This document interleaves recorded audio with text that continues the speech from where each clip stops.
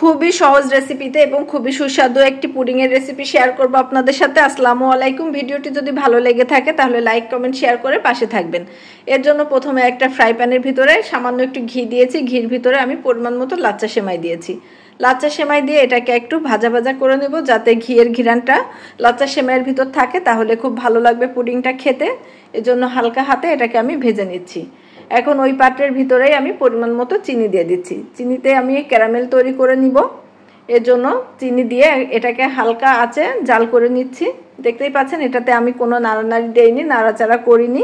এখন সুন্দরভাবে লাল করে একটা ক্যারামেল তৈরি করে নিয়েছি। যে পাত্রে এটা সেট করব সে পাত্রে এটাকে নামিয়ে নিলাম। এটা সুন্দরভাবে একটু সেট করে নিচ্ছি। দেখতেই পাচ্ছেন ঘুরিয়ে এখন সেট করে নিব, যেন চারিদিকে সুন্দরভাবে ক্যারামেলটা সেট হয়। এর ভিতরে এখন আমি লাচ্চা সেমাই দিয়ে দিয়েছি। লাচ্চা সেমাইটা দিয়ে এটাকে ভালোভাবে সেট করার জন্য রেখে দিলাম। এখন অন্য পাত্রে আমি একটা ডিম নিলাম। আমি এখানে একটা ডিম দিয়ে এটা রেডি করব। আপনারা চাইলে দুইটা ডিমও দিতে পারেন। একটা ডিম দিয়ে যেহেতু রেডি করব, পরিমাণ মতো একটু চিনিও দিচ্ছি। ক্যারামেল তৈরির সময় আমি চিনিটা তো দিয়েছিলাম, এজন্য এখানে অল্প পরিমাণে চিনি দিয়েছি, আবার সামান্য এক চিমটি লবণ দিয়েছি। আপনারা যদি লবণ না চান তাহলে স্কিপ করতে পারেন। আর এখানে একটু ঘন করে জাল করা দুধ দিয়ে নিলাম। আমি আমার পরিমাণ মতো দিয়েছি। আপনারা যদি দুইটা ডিম দিয়ে থাকেন তাহলে পরিমাণটা সব কিছু একটু বাড়িয়ে দিবেন।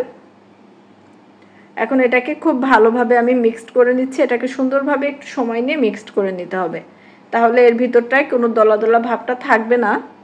তারপরেও তো এটাকে একটু ছেঁকে নিতে হবে, যেন দলা দলা ভাবে একটুও না থাকে, তাহলে পুডিংটা খাইতে খুবই ভালো লাগবে এবং পুডিংটা খুবই নরম আর মসৃণ হবে।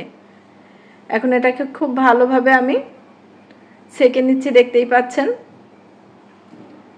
দেখেন এর ভিতরে কিন্তু অনেকটাই ডিমের যে সাদা অংশটা থাকে, সাদা অংশের জন্য কিন্তু মসৃণটা হতো না। আমি ছেঁকে নিচ্ছি, এই কারণে এখন মসৃণভাবে হবে। এটা আমি রাইস কুকারে তৈরি করব। রাইস কুকারে পানি গরমের সাথে আমি পুডিংটা উপরে বসিয়ে দিয়েছি আর মুখটা বন্ধ করে দিয়েছি। দেখতেই পাচ্ছেন ঢাকনার মুখটা বন্ধ করে দিয়েছি। আধা ঘন্টা পরে আমার পুডিংটা আলহামদুলিল্লাহ রেডি হয়ে গিয়েছে। এখন এই পুডিংটাকে আমি 1 ঘন্টা ফ্রিজে রেখে দিব। 1 ঘন্টা ফ্রিজে রাখার পরে কিন্তু এটা পারফেক্টভাবে রেডি হয়ে যাবে। 1 ঘন্টা পরে এটাকে আমি নামিয়ে নিয়েছি।